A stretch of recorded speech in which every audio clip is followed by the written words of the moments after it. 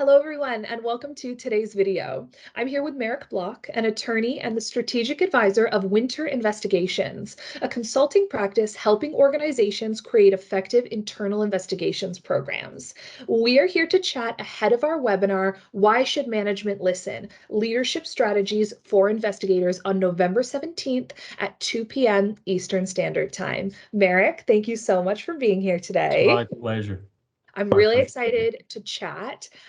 Let's just jump right in. My first question for you is let's talk. It's less of a question and more of a discussion. Let's talk a little bit about what you mean by investigators as strategic advisors.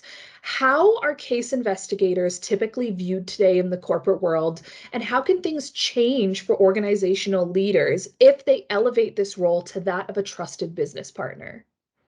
That's actually a good question, and it's something that's kind of near and dear to my heart because as somebody who's done over 800 investigations over the past 20 plus years, we're trapped in this unfortunate stereotype as investigators of where we're viewed as either we're on the hunt for bad guys, or at the other end of the spectrum, we're just seen as people who address complaints by malcontent employees. I think those stereotypes do everybody an injustice. When you conduct an investigation, it is an opportunity to find out what is going wrong in the business, in addition to addressing this issue of whether somebody or not committed misconduct.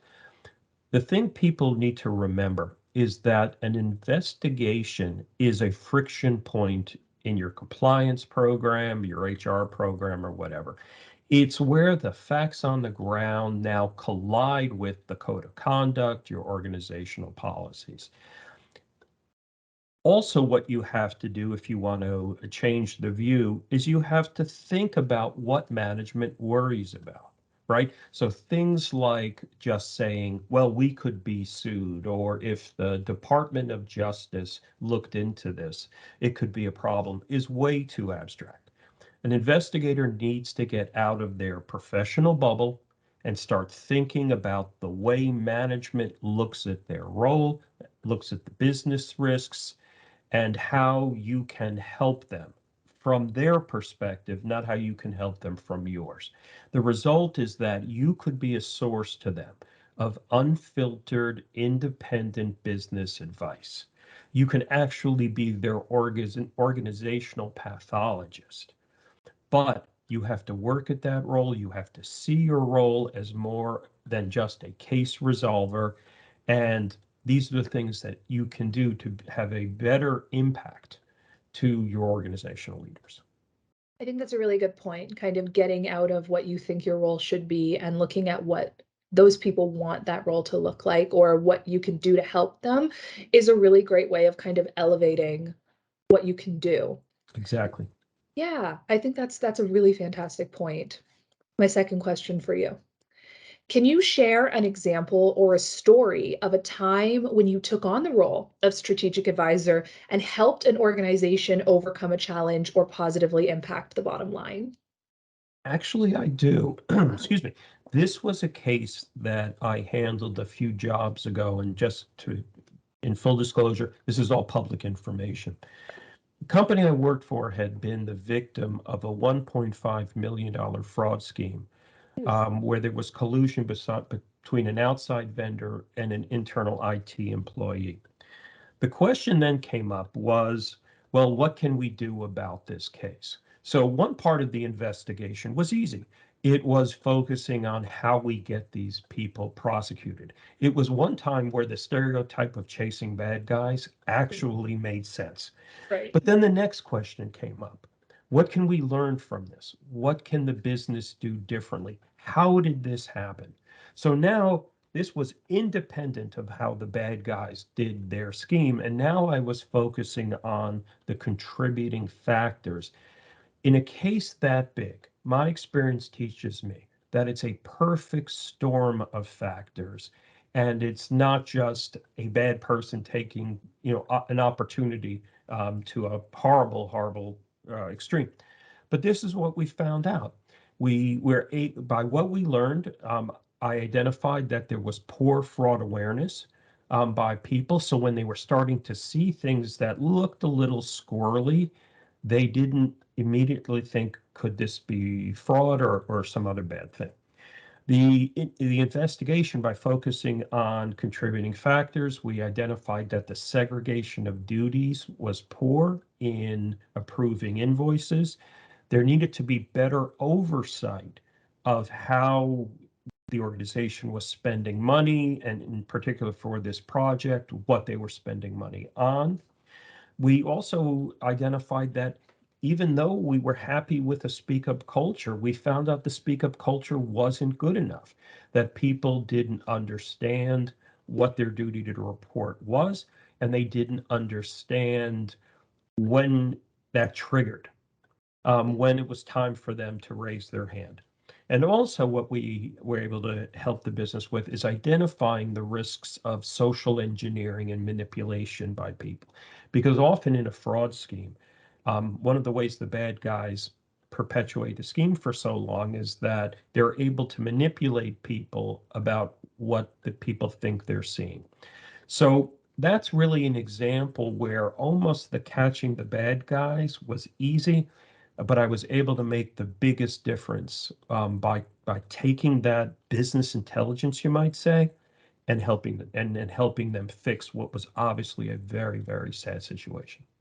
Yeah, I think that's a very real part of the conversation that needs to be had. Taking a look at the culture and what's going on in the organization and what is the root cause. Not to say that, that person wouldn't have tried, but having a strong speak up culture and, figuring out what those root causes are absolutely will help prevent things in the future, which is always fantastic. Moving on to my next question for you. What advice would you give to business leaders, whether they be executives in compliance, HR, or fraud, about how to get the most value out of their incident investigators or out of the relationships with their incident investigators? I would think if I were talking to a business leader, I would tell them not to be such a polite listener. I have a fear that when compliance officers, investigators, or others in our world make presentations to management, management is just being a polite audience and telling them, and just sort of telling people what they want to hear because they think it's their obligation to.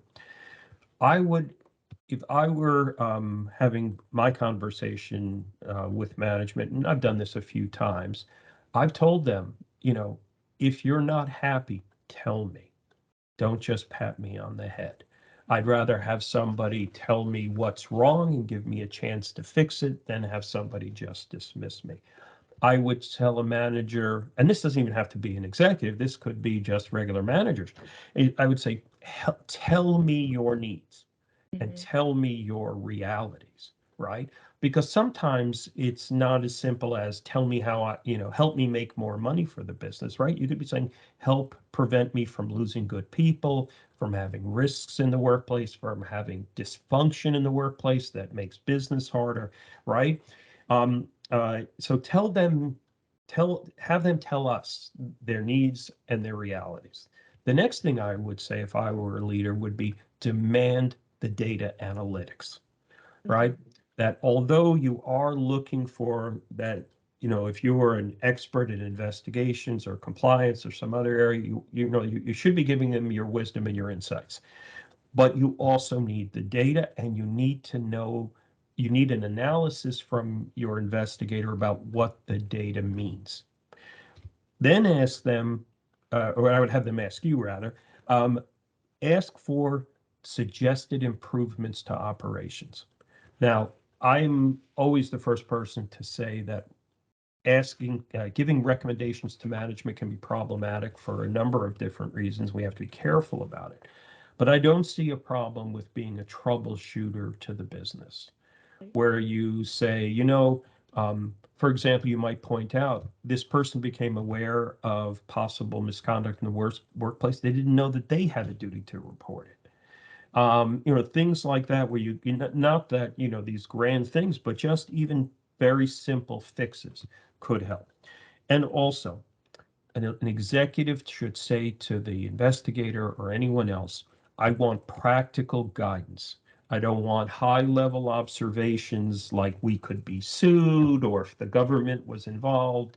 No, you are here to help me fix the business. So give me practical guidance, not these high level academic observations. I think if you do all those things, you then are kind of educating your consumer and also at the same time being able to pair that education with deliverables you can actually do. But you see, what's also about it's a lot about relationship management and how you have to focus on it that way. Yeah. I really loved your point about open communication and wanting to know when someone is unhappy because that's something that so many people kind of like stray away from. They don't want to hear that kind of feedback, but it's valuable so that you can build those relationships in a strong and effective way. Exactly. I have one more question for you. Okay. So, can you share a couple of best practices that investigators should be thinking about implementing in order to elevate themselves to the position of business advisor? Are there trends emerging that they should keep in mind? Well, here are some things that I would suggest. Start with what is knowable. In other words, know what cases are in your current docket and ones that are otherwise in the pipeline to get resolved. In other words, understand what's going on, understand the gestalt of your docket, not just the number of cases, the number of issue types, but just being able to kind of look for the kind of the obvious and the not so obvious. The next thing I would suggest is so much of a business leadership is forecast related. So at least every quarter, you want to be looking at the trends in your hotline reporting or your investigation reporting. And you also want to be able to say, this is critical, what those trends mean and what they don't. Because often, if you look at data, it's very easy to draw either incorrect conclusions or more likely, you're just going to draw abstract conclusions. You're supposed to be the Sherpa, right? You're the one who's supposed to get management and say, here's what the data says. Now let me tell you what I think the data means. The next thing I want you to do is to understand the management culture, right? Is the management culture very risk averse? Is the management culture very risk taking? Does it have a startup mentality? Does it have a bureaucratic inertia that it's not a that it really isn't it's like kind of very stuck in its way and it's very resistant to change. It's to understand how you'll be perceived. Will you be perceived as somebody with fresh ideas and innovative thoughts, or will you be seen as kind of a pot stirrer? Key thing too is see things outside your bubble. One of the things compliance officers do is we all talk to each other and then we kind of gear what we do by, well, I spoke to another compliance officer and they thought it was a good idea. No, you have to be thinking outside your bubble and thinking about how you're going to be heard, perceived, how the changes are, in line with what the organization does. The bottom line is that I think any investigator could do is think about how you will promote the success of the business, whether it's public, private, nonprofit, academic. Every organization has a mission. Every organization has, well, this is what we think is successful. If you're not focused on the success and you can't draw a line between what you're doing today and how that either brings money in or prevents risky loss from going out, then what are you doing? So if you can have that bottom line mentality and just be able to say, I've got to connect A to B, I think you'll be in great shape. Those are just some of my ideas. No, that's fantastic. I just want to say thank you so much for coming Happy, and sitting happy to here join you having today. this chat with me today. I am really looking forward to our webinar on November 17th. Once again, for everybody, it is called Why Should Management Listen? Leadership Strategies for Investigators. And it's on November 17th at 2 p.m. Eastern Standard Time with Merrick Block. Once again, thank you so much for being here today. Are there any final things you would like to say before we end off this I video? would just ask people to join us and that this is a thinking person's business And we need to be thinking more about what we're doing, why we're doing it, and how it falls into the context of our organizations. Fantastic. All right. Thank you, everyone.